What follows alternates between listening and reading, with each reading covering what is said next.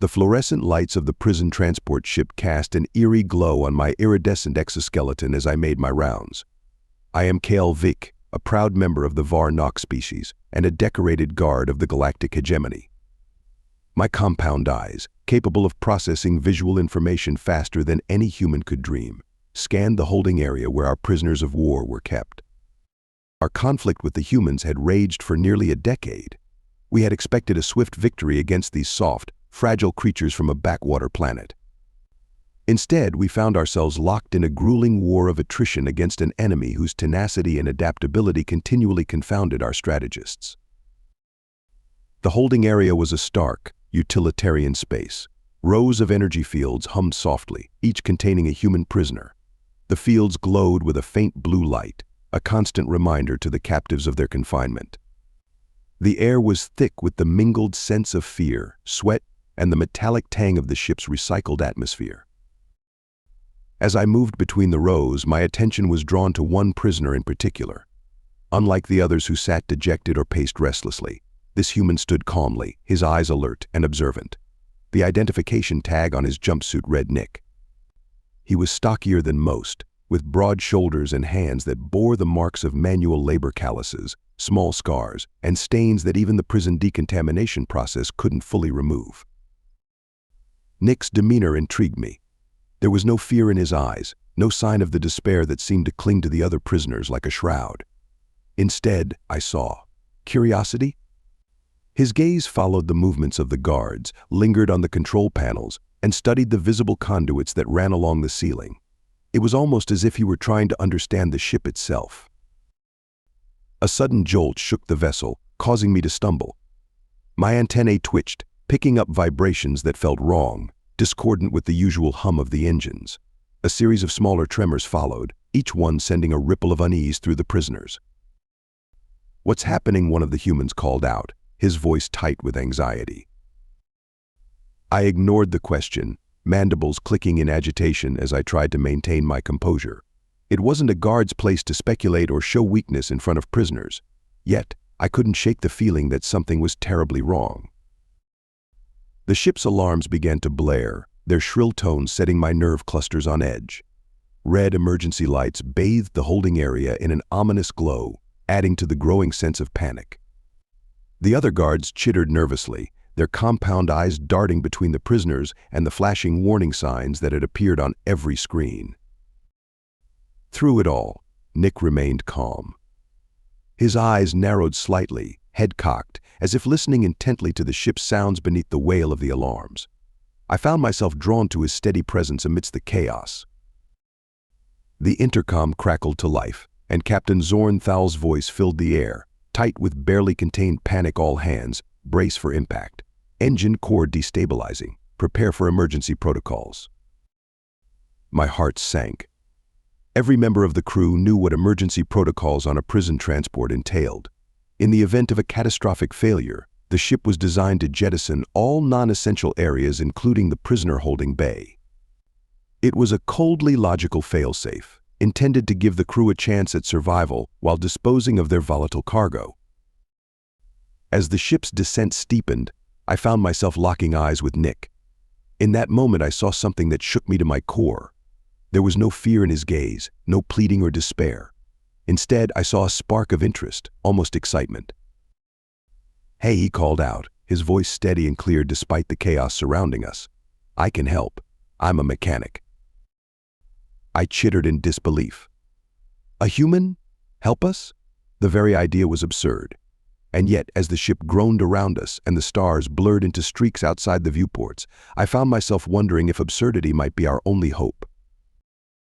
Nick pressed on, undeterred by my silence. "Listen, I've worked on all sorts of engines back on Earth. I know I'm a prisoner, but right now we're all in the same boat or ship, I guess. Let me take a look. What have you got to lose?" As the alarms reached a fevered pitch and the floor tilted beneath my feet, I realized he was right. We had nothing to lose but our lives. And in the face of certain death, perhaps even the help of a human prisoner was worth considering. The ship lurched violently, throwing me against the energy field containing Nick. I felt the painful sting of the barrier against my exoskeleton, a reminder of the thin line separating captor from captive. As I regained my footing, the desperation of our situation became painfully clear. All around us, chaos reigned. My fellow guards chittered in panic, their usual disciplined demeanor crumbling in the face of imminent destruction. Human prisoners shouted in a cacophony of languages, some pleading for release, others hurling accusations at us. The acrid smell of fear permeated the air, detectable even through my filtered breathing spiracles. But Nick remained an island of calm in this storm of panic. His eyes met mine, steady and determined. "Your engine's destabilizing, right?" he said, raising his voice to be heard over the alarms. "That means you've either got a containment issue or a fuel mix problem. Either way, it's fixable if we act fast, but I need to see the engine room." I hesitated, my mandibles clicking rapidly as I processed his words.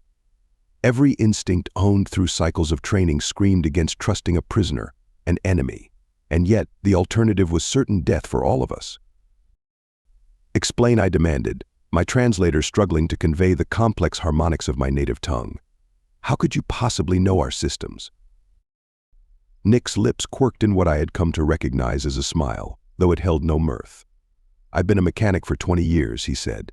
Worked on everything from old combustion engines to experimental fusion drives. The principles are usually the same, no matter who built the machine. And right now your machine is screaming that it's in trouble." Another violent shudder ran through the ship, punctuating his words. From the direction of the cockpit I heard muffled shouts of despair. Our engineers, the pride of the galactic hegemony, were out of options. I made my decision. "If you try anything," I warned, reaching for the restraint controls, "I will not hesitate to vent you into space." "Understood." Nick's face broke into a grim smile. "Trust me, pal. Right now, staying on this ship is the only thing keeping any of us alive." As the energy field dissipated and the restraints fell away, I keyed my comm unit. "Bridge, this is Security Officer Vly. I'm bringing a consultant to engineering. Hold off on jettison protocols." Captain Zornthal's voice crackled back, a mix of disbelief and desperate hope. "A consultant? Have you lost your mind, Vly? What consultant?" "The human prisoner, Nick. He claims he can help with the engine." There was a moment of stunned silence before the captain responded. "This is highly irregular, but given the circumstances, I don't see that we have a choice. Proceed, but keep him under close watch." With that uneasy permission granted, I gestured for Nick to follow me. As we exited the holding area, the other prisoners pressed against their energy fields, shouting a mix of encouragement and warnings to Nick. I noticed him give a reassuring nod to a few of them before focusing his attention on the path ahead. The journey to engineering was a gauntlet of disbelieving stares and outright hostility. Fellow crew members hissed and chittered as I escorted the human through the ship's winding corridors. I couldn't blame them to their eyes. I was fraternizing with the enemy. Nick, for his part, seemed oblivious to the hostile attention. His eyes darted from panel to panel, taking in the alien technology with an intensity that bordered on reverence. "Fascinating," he muttered as we passed a pulsing power conduit. "You're using a form of quantum entanglement for your power distribution, aren't you?" I blinked in surprise, my compound eyes refocusing on him. "How could you possibly know that?" He shrugged, a strangely fluid motion for a species with such rigid skeletal structures. "The conduit configuration. It's similar to some experimental stuff we were working on back home. Never thought I'd see it in action." Before I could respond, we arrived at the entrance to engineering. Even from outside, I could hear the chaos within the blare of alarms, the hiss of ruptured coolant lines, and the panicked voices of our engineering team. As the door slid open, revealing the heart of our dying ship, I found myself torn between hope and doubt. Could this human, this enemy, truly save us? Or had I doomed us all by placing our fate in the hands of a prisoner? Nick took a deep breath, his eyes gleaming with a mixture of excitement and determination. "All right," he said, cracking his knuckles in a gesture I didn't understand but found oddly reassuring. "Let's see what we're dealing with." With that, we stepped into the maelstrom of engineering, ready to face whatever challenges awaited us. As the doors to engineering slid open, we were assaulted by a wave of heat, and the acrid stench of burning circuitry. The scene that greeted us was one of utter chaos. Warning lights bathed the room in an ominous red glow, casting grotesque shadows that danced across the walls. Acrid smoke filled the air, stinging my breathing spiracles and clouding my compound eyes. In the center of it all stood our chief engineer, Zondrix. His usually immaculate carapace was covered in soot and coolant fluid, his eye stalks swiveling wildly as he barked orders to his frantic team. When he spotted us, his mandibles clicked in a rapid pattern that my translator interpreted as a mixture of disbelief and outrage. "What is the meaning of this?" Zondrix bellowed, his eye stalks focusing on Nick. "You brought a prisoner here. Now." I drew myself up to my full height, fighting the instinct to bow before a superior. "Chief, this human claims he can help. Given our situation, I deemed it worth the risk." Zondrix's mandibles clacked in derision, but before he could object further, Nick stepped forward. His eyes were darting around the room, taking in the blinking monitors and pulsing conduits with remarkable speed. "Your containment field is collapsing," he said, pointing to a fluctuating holographic display. "And your coolant mixture is off. Way off. No wonder this thing's about to blow." The chief's objections died in his throat as Nick shouldered past him, making a beeline for the main control panel. I moved to stop him, my clawed hand half raised, but Nick was already typing furiously on the alien interface. "Hey," I called out, my weapon instinctively raised. "What do you think you're saving our lives?" Nick shot back, his fingers flying over the controls with surprising dexterity. "Your coolant's too alkaline. It's eating through the containment seals. We need to adjust the pH fast." For a moment, nobody moved. The entire engineering crew, along with myself and Zondrix, stood frozen in disbelief. Then, to my astonishment, the chief engineer nodded. "Do it," he said, his voice a mix of desperation and grudging respect. What followed was a blur of activity that pushed the boundaries of what I thought possible. Nick barked orders, pointing out systems and connections faster than my translator could keep up. To my amazement, our engineers fell in line, following the human's instructions without question. "You, the one with the blue markings," Nick called out to a junior engineer. "I need you to reroute power from the auxiliary systems to boost the containment field." As the engineer rushed to comply, Nick turned to another. "And you, I need you to prepare an acid solution. We're going to manually adjust the coolant pH." I watched in awe as Nick coordinated the efforts of our engineering team, bridging the gap between vastly different technologies and methodologies. He seemed to instinctively understand our systems, making intuitive leaps that left even our most experienced engineers baffled. At one point, Nick actually crawled into a maintenance duct, armed with nothing but a borrowed tool and sheer determination. I heard muffled cursing in his native tongue, followed by a series of clangs and a triumphant shout. "Got it," his voice echoed from the duct. The regulator was misaligned. Should be able to stabilize the containment field now. As if on cue, the ship's violent shuddering began to subside. The cacophony of alarms started to quiet, one by one. On the main display, the swirling maelstrom that represented our engine core began to stabilize, its erratic pattern smoothing into a steady, pulsing rhythm. Nick emerged from the duct, his prison jumpsuit now stained with grease and coolant. He wiped sweat from his brow with a grease-stained hand, leaving a dark smudge across his forehead. Despite this, his face bore a grin of triumph. "There," he said, his voice hoarse but filled with satisfaction. "That should hold her. Might want to do a full inspection when we land, but we're out of the danger zone." As the last warning light winked out, an eerie silence fell over engineering. Every eye was on Nick compound, stalked and human alike. The moment stretched, filled with disbelief, relief, and something else. A dawning realization that we had just witnessed something extraordinary. Zondrix stepped forward, his eye stalks extended in an expression I recognized as utter bewilderment. How he asked simply, "How did you know what to do?" Nick shrugged, a gesture I was beginning to associate with his species' attempt at modesty. Machines are machines, no matter where they're from. Once you understand the basic principles, the rest is just problem solving.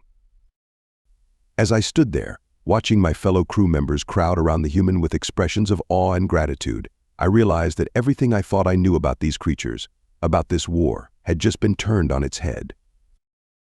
In the span of a few frantic hours, this human had done more than just save our ship. He had shattered preconceptions, bridged impossible gaps, and demonstrated a kind of adaptability and ingenuity that I had never imagined possible.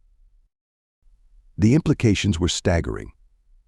If one human, working with unfamiliar technology under extreme pressure, could achieve this, what else were they capable of? And what did that mean for the future of our conflict? In the hours following our near disaster, the atmosphere aboard the ship underwent a transformation as dramatic as the one Nick had performed on our engines. The air of tension and hostility that had permeated every deck since we'd taken on our human cargo had dissipated, replaced by a buzz of excitement and wonder. I found myself in the mess hall, a space that had previously been strictly segregated between prisoners and crew. Now, those boundaries had blurred. At the center of a crowd of eager engineers sat Nick, still wearing his stained prisoner's jumpsuit, but carrying himself with the easy confidence of a respected equal. As I approached, I caught snippets of their conversation. Nick was patiently explaining the principles behind some of humanity's propulsion technologies, his hands gesturing animatedly as he spoke. The engineers, their eye stalks extended in fascination, chittered excitedly among themselves. Officer HFY Nick greeted me as I drew near. There was a glint in his eye, a mix of amusement and something else. Respect, perhaps. Come to check up on your prisoner. There was no bitterness in his tone, only a wry humor that made my mandibles twitch in what passed for a smile among my kind. Actually, I said, I came to inform you that we've altered course. A hush fell over the gathered crew. Nick's eyebrows rose in a gesture I now recognized as surprise. Oh, why's that? I straightened, feeling the weight of my next words. The Council of Elders has convened an emergency session. In light of your actions, they've decided to pursue a ceasefire with humanity. All prisoners are to be released as a gesture of good faith. The mess hall erupted in a cacophony of excited chittering and human cheers. Nick simply nodded, a small smile playing at the corners of his mouth. Guess sometimes it takes a broken-down ship to bring people together, he mused. As the celebrations continued around us, I felt compelled to ask the question that had been nagging at me since our brush with oblivion. Why did you help us, I asked. We were your captors. You could have let us crash, maybe found a way to escape in the chaos. Nick's expression turned serious. That's not who we are, he said simply. Humans, I mean. Sure, we fight. We disagree. But when the chips are down, we help each other. Even our enemies, if we can. Because that's how we learn, how we grow, how we fix things. I pondered his words, feeling a newfound respect for these strange, resilient creatures we had so gravely misunderstood. But surely not all humans would have made the same choice I pressed. Nick shrugged. Maybe not. But enough of us would. It's kind of our thing, you know? Fixing the unfixable, doing the impossible. It's gotten us into trouble plenty of times, but it's also how we've survived and thrived. He gestured around the mess hall, where humans and Varnock were mingling freely, exchanging stories and ideas. Look at this. A few hours ago, we were enemies. Now we're sharing meals and trading tech tips. That's the real magic of humanity, I think. Not just that we can fix machines, but that we can bridge gaps, find common ground. As if to punctuate his point, a human prisoner and a Varnock engineer at a nearby table burst into laughter over some shared joke, the universal language of humor transcending the barriers of species and language. You know, Nick continued, his gaze distant, back on Earth, we have this old saying, necessity is the mother of invention today. Necessity brought us together. Who knows what we might invent together now that we're not trying to blow each other up? I found myself nodding, my mind racing with possibilities. The combined ingenuity of our species, once directed towards mutual destruction, now had the potential to push the boundaries of what was possible in the galaxy.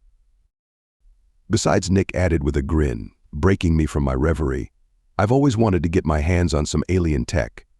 Gotta say, it didn't disappoint. As laughter filled the mess hall, human and Varnock voices mingling in a harmony none of us could have imagined mere hours ago, I realized that perhaps it wasn't just machines that humans could fix. Maybe, just maybe, they had a talent for fixing the breaks between peoples too. Thank you so much for listening to this story. I hope you loved it. Please remember to subscribe if you did like it so you can see more videos like this. And please give us a like and a comment too. I'll see you in the next one.